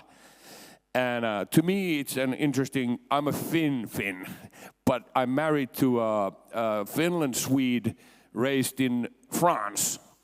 Our children are bilingual, so I have an experience of my daughters speaking Swedish to their mother and Finnish to me, and being fluent in both languages. So it's a super interesting dynamic. I'd like to hear your thoughts on this multilinguality, or you know, it's super interesting. Well, I really like what you say about the Somali guy who sings in Finnish, because this is exactly what I believe in. Because imagine he comes from Somalia, but he's living in Finland. And there is always a battle between how much heritage you want to preserve from where you come from and how much do you want to integrate. Where is the balance? How much good things you have in the place you come from and how much good things you have in the place you arrive to, and where is better? And it doesn't have to have an answer. You will never know where it's really better. It's forever battle. And I really like that you gave this example, because this guy is Somali. Now, even if we sing in Finnish, nobody will think he's Finnish, okay? You look in the mirror, it's 100% Somali, believe me. So, there is no mistake. It's not his covering his culture. It's in his DNA. It's like he cannot help it. But what he can do is to show that there is a new person, a new animal. I all the time say, I'm a new animal, I'm a new product. And like this guy, this is a new product. He's a Somali who lives in Finland. And I think there is something so beautiful and so respectful that he chose, okay, I'm in Finland and I want to communicate with the people around me and to share with them something that I bring from home. And if he will do it in his home language, that nobody, okay, Finnish people will not learn Somali now. It's not going to work. So this is the integration. This is actually what he say. I use the language, I appreciate the language, I appreciate the place where I stay, but I bring something, and I can't help it. It's part of me from home. And this is something that I live. This is something that I believe, because my identity is also complex identity. I am Israeli. I was born in Israel, and my parents were born in Iran. My mom comes from Isfahan, and my father comes from Tehran, and I come from a Jewish family. So during the extreme Islamic revolution in Iran, my family, my parents had to run away. They knew what happened in the past to Jewish in Europe, and they didn't want to end up in the gas chamber. So they were lucky enough that they had in this time, in this era, a country where they can feel at home and safe. So they moved to Israel. I was grown up already in Tel Aviv. I was born in a very modern and open city. By the way, since the revolution, my parents could not go ever, never again to Iran. The situation between the two governments was not good anymore as before. I got Israeli passport. I heard stories over stories about beautiful Iran of before the revolution, Iran that actually doesn't exist anymore, but I could never go there. So I grew up in Tel Aviv, very modern, very open mind, very woman empowering city and country, and I grew up in a very warm, loving, Persian home. Like if you enter my parents' home, you have this Persian carpets and carpets, carpets, carpet and carpets. Forget about the floor, there is no floor, there's carpets and carpets and carpets. But I could never go there. And not to mention that Iran is the enemy country. This is how I grew up. Every day you open the television, you see the Iranian president, Israel is the devil, United States is the devil, we want to destroy them. So this is how I grew up, in this huge conflict. And I think when I arrived to Istanbul 15 years ago, this is the first time in my life that I could say that I am Israeli, Iranian, and it somehow made sense. Because this meeting point, this is not the only place, but one of the main places where Israel and Iranian could actually meet. Because Iranian does not need visa like they do in Europe. It's really hard for them to go in Europe. For Turkey, they can get 3 months. And Israel, they can come to Turkey. It's one of the only Muslim countries that Israel easily can go to. And this was the meeting point. in Istanbul. And I sing most of my song in the Hebrew language. And there are a lot of Israeli musicians, they come from Morocco, from Iran, and they sing in Persian or Arabic or Nifat, but I have decided that I sing in Hebrew. And why do I sing in Hebrew? Because my parents are Iranian, and look at my face. I'm not from Europe.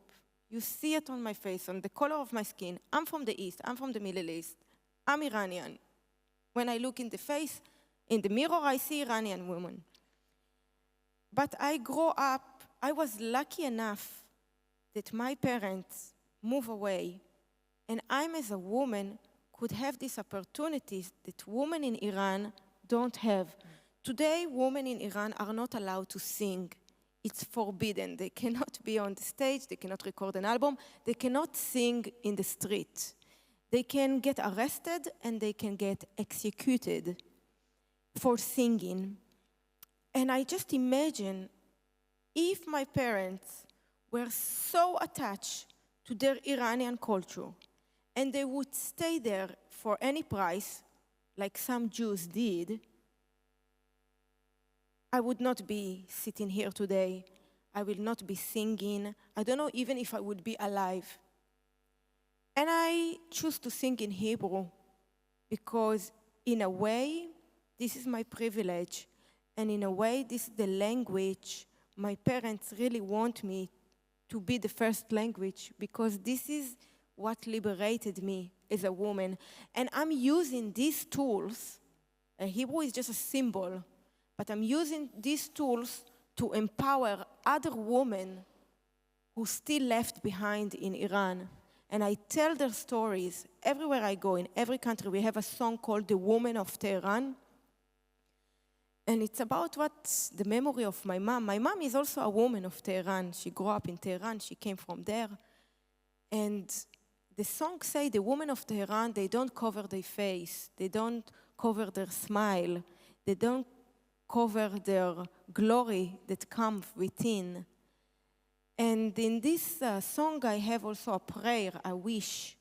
Honestly, I don't know if I will live enough to see this dream come true. I don't know if my parents will live enough. They are not getting younger.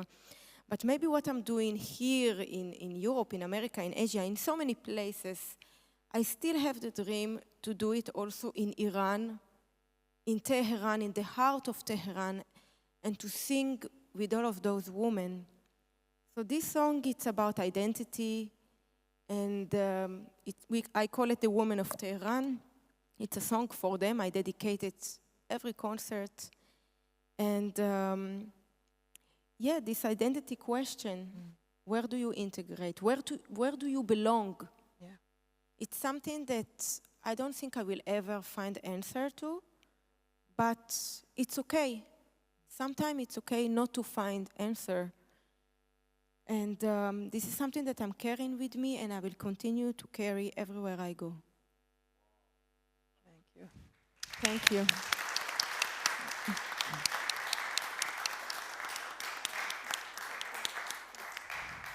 Thank you so much. And it certainly fuels your creative process. It's the existence of your music and your art. As far as I have a short one about hip-hop culture because it's an interesting space, even if it on one hand forces the immigrant background rappers to operate in the predominant language. It also seems to give space to the smallest minority languages in Finland. For example, Sami rapper Amok raps in Inarin Sami. There's only about 400 people in the world who speak this language, and he's producing rap music. It's such a strong, you understand what this means for the Inarin Sami identity. Or another Sami rapper, Ailu Valle, rapping in Pohjois-Sami with about 20,000 people, 15,000 people speak this language. So at the same time, it's giving an arena for all kinds of identities, but at the same time, being able to commercially survive in music it forces one to operate in the predominant language of wherever the rapper is. Yeah, thank you. So Miša, what would you like to add? I met Igor a couple of years ago. He's from Ukraine, and his hometown is Bakhmut, which was smashed down. And he played French horn in Odessa Opera and ended up in Järvenpää. We met in the church. We don't have language, but he speaks his language and I speak mine, Finnish, Karelian and English and a little bit of Russian. But we ended up singing together bass in our Järvenpää Orthodox choir. And in what ways can music help people to settle into new environments? Well, every time we see, we hug each other, we have a connection, without words, but with and in music. And when I realized that he's a French horn player, I tried to find a place where he can play his horn. And I found out there was a Tuusunjärven Puhalin orchestra, and I called to the conductor that I have this Igor here. When do you have your rehearsals? Can I bring him to your group? And he said, of course. And I took him to Tuusunjärven Puhalin orchestra, and again there was just handshaking, but when the music starts, he was in. Yeah. And that is how music can help people settle into new environments. Of course, if the community is open, it's easier. We Finns, I don't know if we are that open. But I think it's important to listen to each other, listen to the stories of their own, and try to help. Because if you don't give an opportunity to be part of the community, people turn their backs and they just be by themselves. That it's quite what happened in Karelian speakers. There was a time when Suistamo, the pitäjä where my family was from, there was a famous runo singers and kantele players and Iänellä itkijät, Majoi Plattonen, Ivana Onoila, Konstantin Kuokka, Petteri Shemeikka. They went all over the Finland to give the concerts back in the days. But Professor Pekka Suutari has a list in Urbaanit Karjalaiset, the name of the bands and artists who have recorded Karelian music, and let me give you the list. Heikki Koukkunen, Anneli Onalto-Koukkunen, Chijoit, Hannu Brelo, Eero Mäkkeli, Karjala Prihat, Heli Keinonen, Santtu Karhu, Myllärit Sattuma, Burlakat, Kristiina Olanto-Lekkujat, Loimulan Voima. That's it. A short list, a very short list. But it's gonna be wider, I think, because nowadays I think Finland is very open to different cultures, to different languages, and more include than exclude nowadays.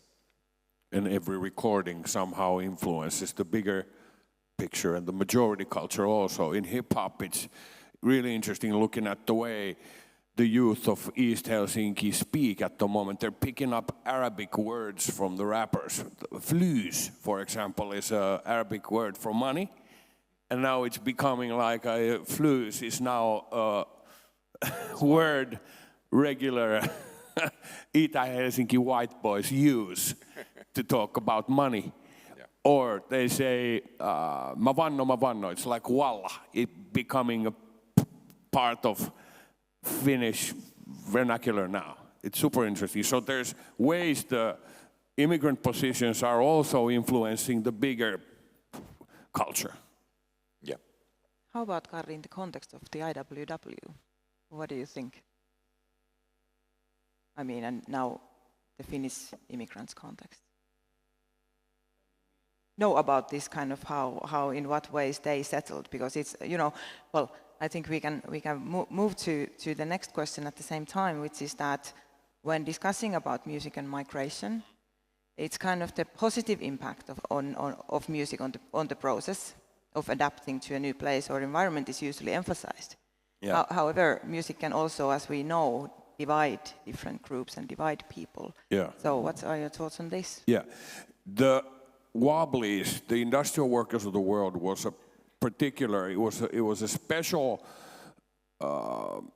group or organization started in 1905 in Chicago because it operated multilingually. So it didn't require all of the immigrant groups to operate in English. In fact, it encouraged all of the immigrant groups to sing the songs of the singing union in their native language. So this is why we found the material, the Finnish language songbooks of the Wobblies, but the Poles would sing the same songs in Polish, the Turkish immigrants in the Wobblies would sing the same songs in Turkish, there would be Hebrew versions of it, and it operated in 15 to 20 languages. Super interesting. Also, apart from the 250 songs that emerged around the Wobblies, each of the immigrant groups also brought their own songs to the mix. So the Finns would bring and sing songs native to their native to Finland, but they would write radical political lyrics to their songs. And other immigrant groups would pick up those melodies also, and it would be this continuous process of give and take, I think. So it's always this kind of the problematic nature of the Chinatown, so to speak, where the immigrants are forced to survive in immigrant communities where it's like an exclusivity to it. But then again, it's the strength of the immigrant community to survive and maintain the culture. This is super interesting, right? So it looks, when you look into the songs of the Wobblies, it's super clear. You can tell by actually looking at the different prints of the songbooks that have the same songs, but written and printed in different languages. Yeah. I was just going to say, like interesting, going to this thing about how many different languages were in the IWW press. Interestingly, the most comprehensive obituary for T-Bone Slim wasn't published in English or in Finnish. It was in the Hungarian newspaper. And who knows why that was, but you know, it's like, yeah, the influence of these different songwriters or columnists clearly transcended language. And, you know, maybe he had some connection to the Hungarian community, say in New York, that was quite tight, and we just don't know about it. But yeah, it's fascinating. Yeah. How about Michal or Miša? Do you want to share your thoughts? Yeah, the question was how can music both unite and divide people from the perspective of migration? Yeah. That's what I was thinking. Well, I don't think it's the music itself, but it's a music which is a tool. Yes. And I think it's really, really good question. And I will give you an example. For example, I lived in Turkey so many years. And I think mostly in Hebrew language. I have maybe one song in Turkish and one song is a mix Hebrew and Turkish, but most of my concert is in Hebrew. And most of my audience all over the world, and in Turkey, we have a huge audience in Turkey, is not a Hebrew speaker. But in my concert, it's not just music, it's a whole journey. I tell stories about our life in Istanbul and the magic. It's very, very multicultural in Hebrew. And then I arrive when I go to concerts, for example, in Germany. And in some cities in Germany, when we have concerts, 70% of the people are Turkish Germans. They are Turks. And I'm giving a 2-hour concert to those German Turks in Hebrew language. And after the concert, we are always meeting the people, our fans, and they come to me, and they always say to me, they speak to me only in Turkish. For them, it doesn't matter, I gave a 2-hour in Hebrew, it doesn't matter, I'm Turkish and I speak Turkish to them. We are so proud of you, you are one of us, you give the spirit of Istanbul, you make us to miss home, and you took us back home. And I make 2-hour concert in the Hebrew language. And this is for me magical. This is really taking music. Even if it's a different language, I could not believe it. It just happened again and again and again. Every time there is Turks in the audience, especially in Germany, it's like this. They completely adopted me, even that I sing in a totally different language, because in my music, I give a great respect to the place I lived in. Even that I'm not Turkish person, but even that I sing in a different language which is not Turkish, there is something in the music, also in the melody, also in the influences from Turkish music, that I give this honor to the place when I come. And this is how to use music to integrate, to come together. But I live in Turkey and there is different ethnic groups. And also in Europe, there are different ethnic groups. And not once I saw that other people, there are some people also who are coming to a new country, but they are not happy there. And they are doing everything they can to preserve the place they come from, even that they left it. I always ask myself, okay, if this place is so great, you put the flag everywhere, you sing only in that language, you hate the place where you are staying, so why you are not going back if it's so great, right? And this is exactly the opposite, that you want to preserve something so much, even that you left this place, and you are not willing to integrate, you are not willing to let go, because there is positive and negative in every place in the world. Nobody comes from the best place on earth, also me.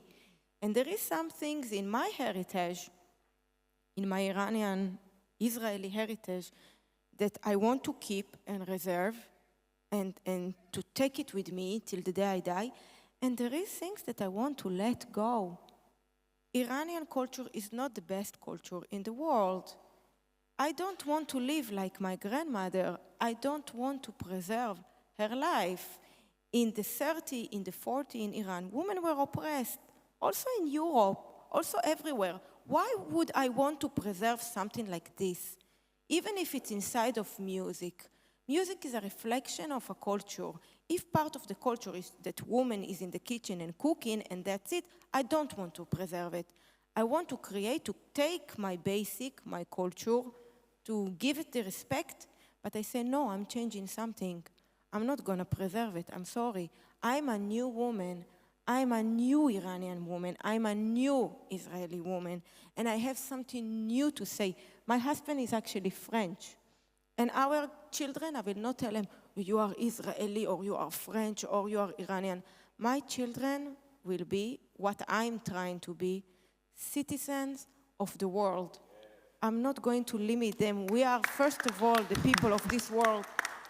And if I will fall into this national proud, I will fill my heart with hate. And I refuse to do that. I live in a conflict zone. I know I say so many times the word Israel, and I know exactly what you think when you hear this word.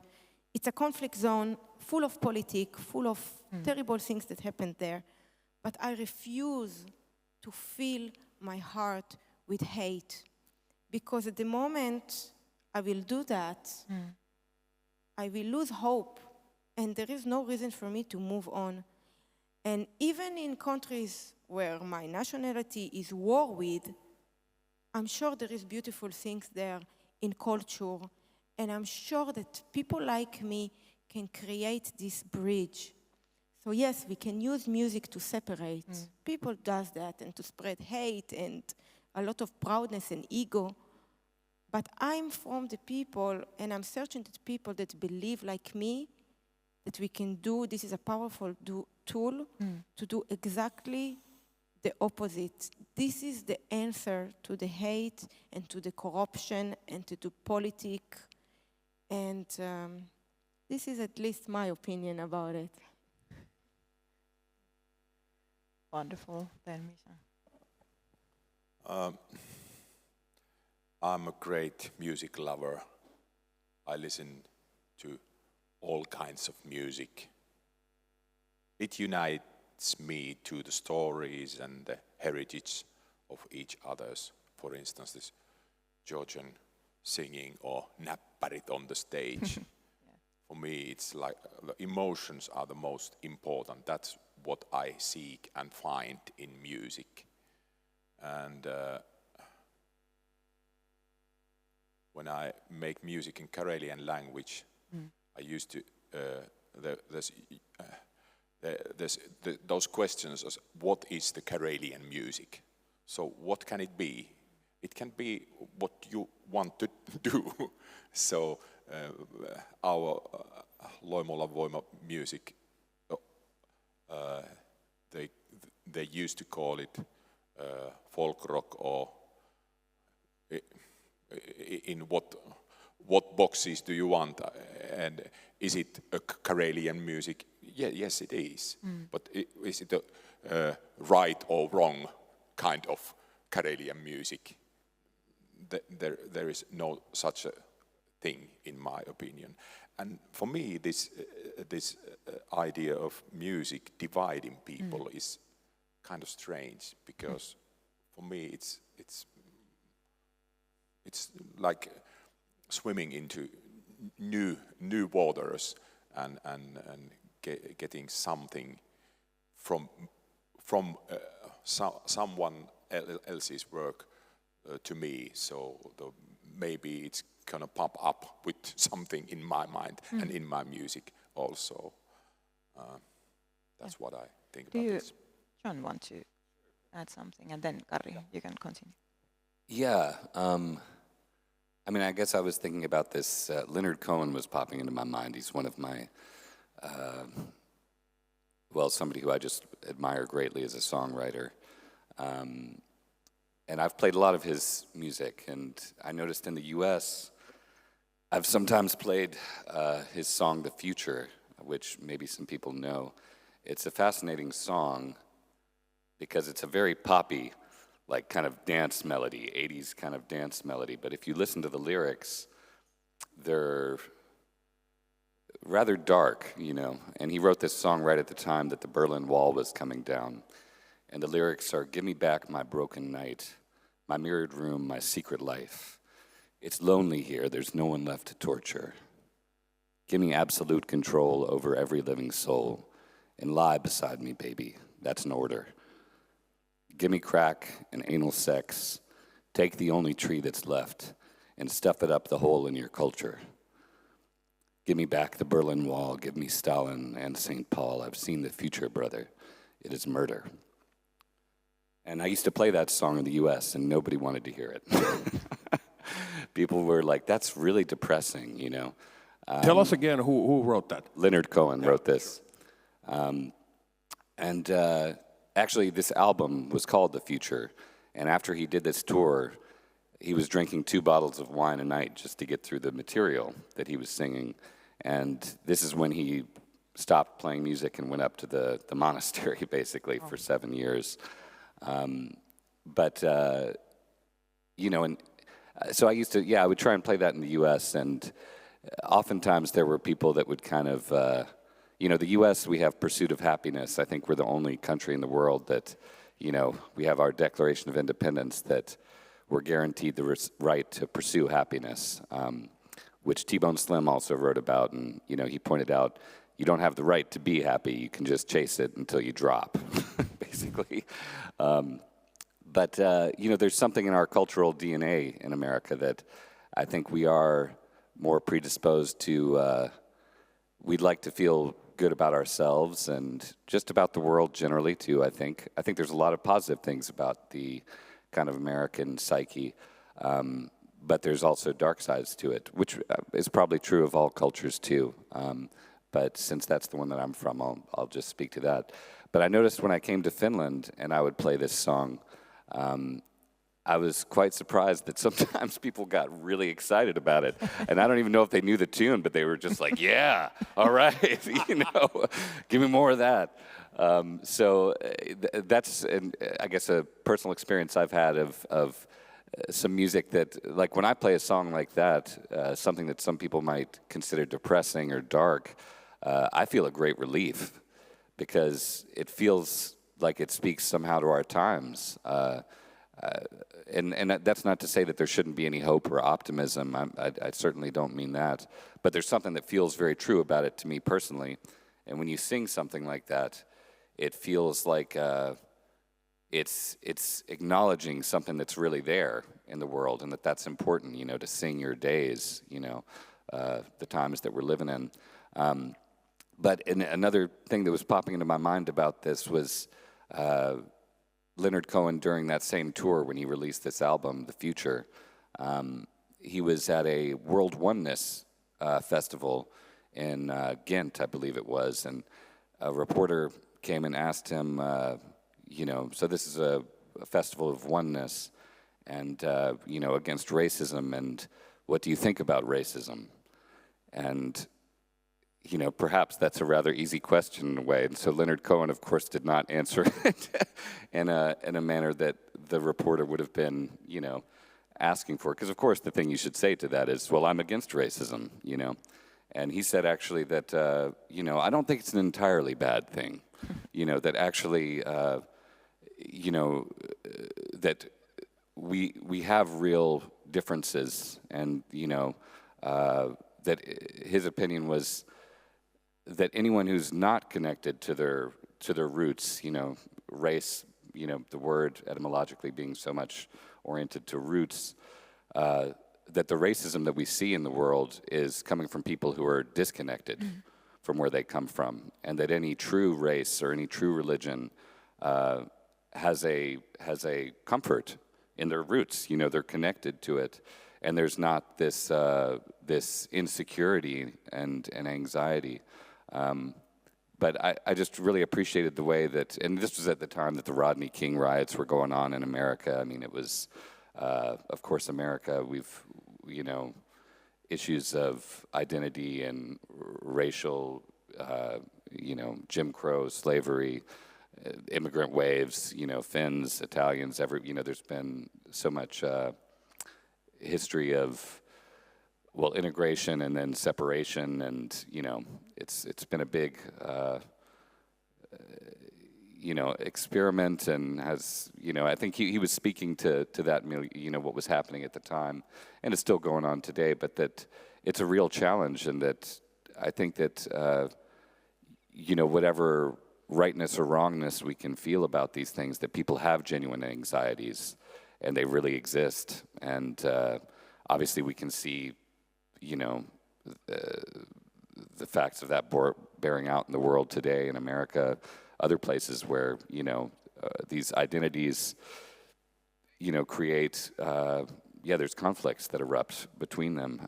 But that, I guess I also feel that, like, so much of the music that I love, it comes directly out of being deeply rooted in some place. And not music that I'm saying that I'm particularly rooted in, but, like, for instance, West African guitar playing, I mean, or the kora music, it's so ancient there, and there is, the culture there is changing. I mean, I haven't been back to, I know Karri spent time in West Africa too. I haven't been back in quite a few years, but just from the first time I went in 2011 till the second time in 2016, you could see the culture changing through grocery stores popping up and McDonald's and big Western corporations coming in, and that the music was also changing as well.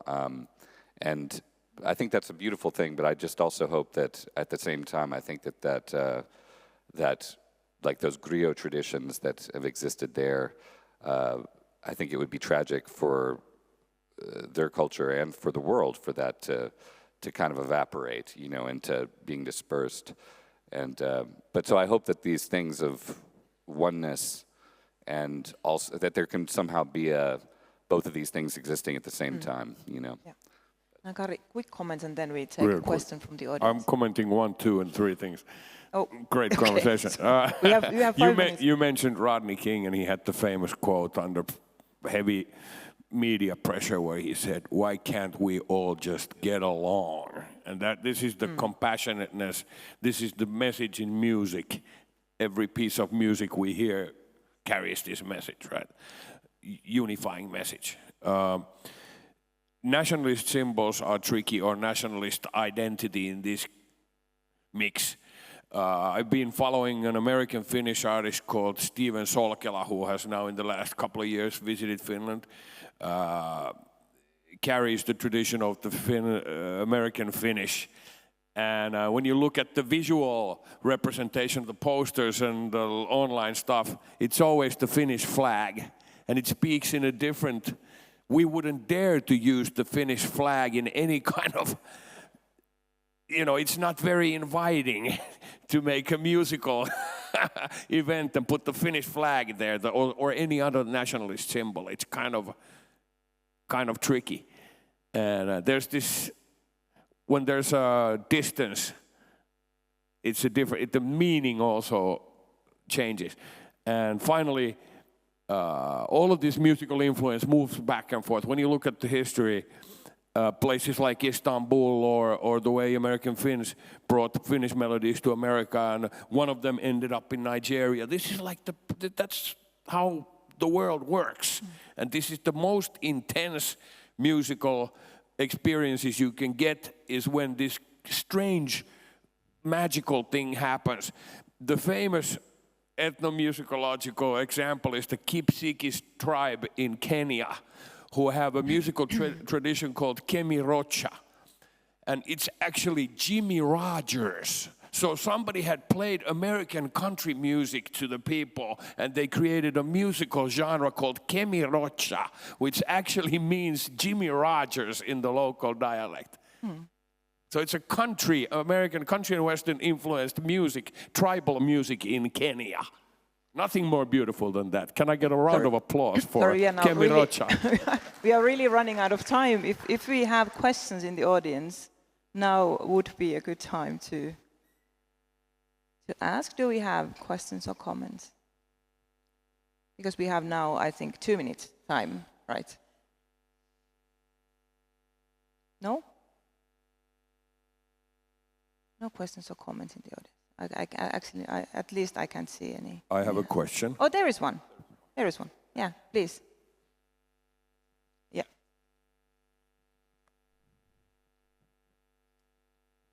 Thank you. I was just thinking about the examples of the Ukrainian displaced persons and how thin is the line between the patriotic approach and the nationalist approach.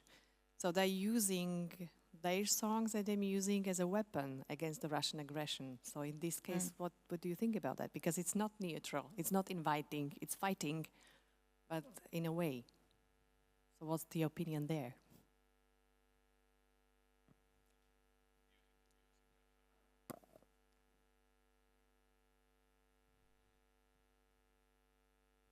Any thoughts? That's a good one. Meaning using the Ukrainian songs as a weapon, you said, to fight against the aggression. I think it's quite a natural way of human community to work. Of course, there's always been fight songs. There's always been different types. So we've been singing for different reasons, I think. The wedding tunes, the funeral marches, there's always been, in the days of battle or war, there's been the war cry or some way to motivate the troops to unify and fight against. But this is interesting when you look at the wobbly music. They used a lot of melodies from the American Civil War. Solidarity Forever is, of course, the battle hymn of the Republic, which was an abolitionist tune from the... but also used on both sides of the front. So this is interesting. Some Irish, namely tunes, separatist or Irish independent or traditionally IRA melodies are also being used by the loyalists or the unionists. They use the same melody to write different lyric. And also during the Finnish Civil War time, there's examples of the same melody being used for the White Guard and also the Red Guard. But I don't know, it's... I think it's quite natural when you look at the history of mankind that music is always being used to create a sense of us against them. Yep, please.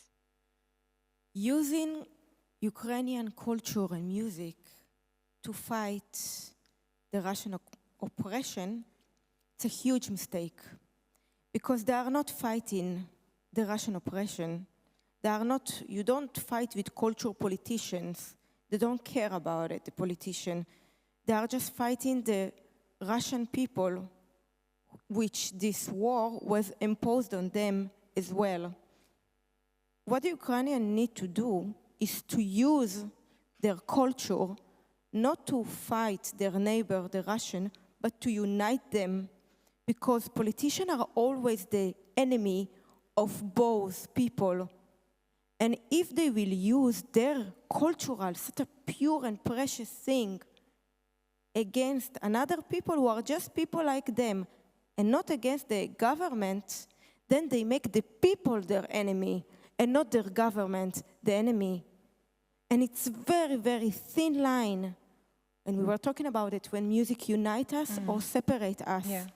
And sometimes we are mistaken to use music and culture in the game of politics. And the first people to be hurt, it's ourselves. And I think Ukrainian people have beautiful culture.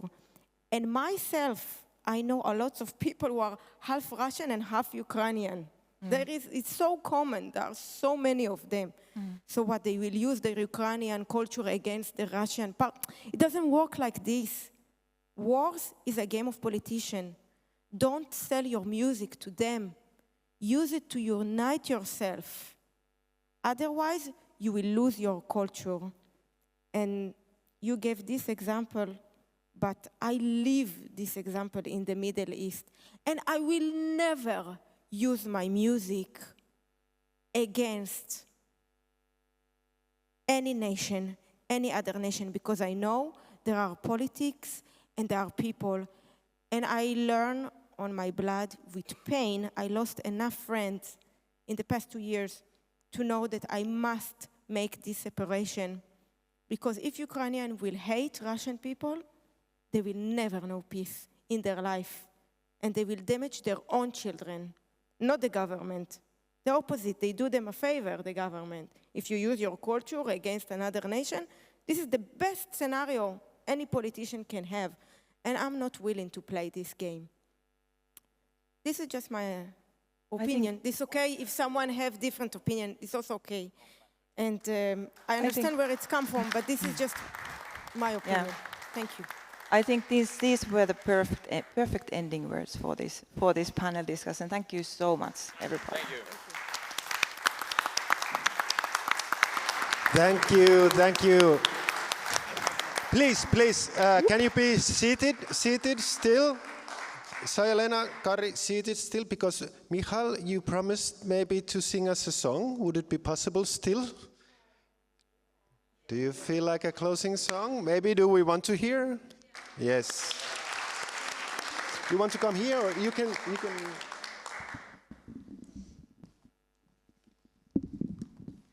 I promise it will not take too long, but let's finish with some optimistic feeling. And we talk about music, and immigration and moving and multicultural. And I think it's, you can find it not only in the music, but also in the rhythm of the music. So what we're gonna do is something really, really easy. Here in the West, most of the Western country, when you open the radio, when you listen to the popular music, you usually listen to music in the rhythm of 4/4. This is the dominant rhythm that we hear. What does it mean? You open the radio and you hear something like 1 and 2 and 3 and 4. Let's do it together. 2 and 3 and 4 and 1 and 2 and 3 and 4 and 2 and 3 and 4. Excellent. Everybody know, everybody feel it. 1 and 2 and 3 and 4. We are all used to it and love it. But then when I arrived to Turkey 15 years ago, I discovered a new world of rhythm that really blew my mind. And every time all the people in Turkey, when they heard it, they could not stop moving, just move you. And they call it the 9/8, the kuse keys in Turkish, and it goes like this. 1, 2, 3, 1, 2, 1, 2, 3, 1, 2. Let's do it together. 2, 3, 1, 2, 1, 2, 3, 1, 2, 1, 2, 3. Excellent. So now I'm gonna sing a really, really short piece, one of our, from one of my songs that I always do it with the audience also in the concert, and I will do it also tonight. And it's also in the rhythm of 9/8. So let's do it together, and then I will start to sing. 1, 2, 3, 1, 2.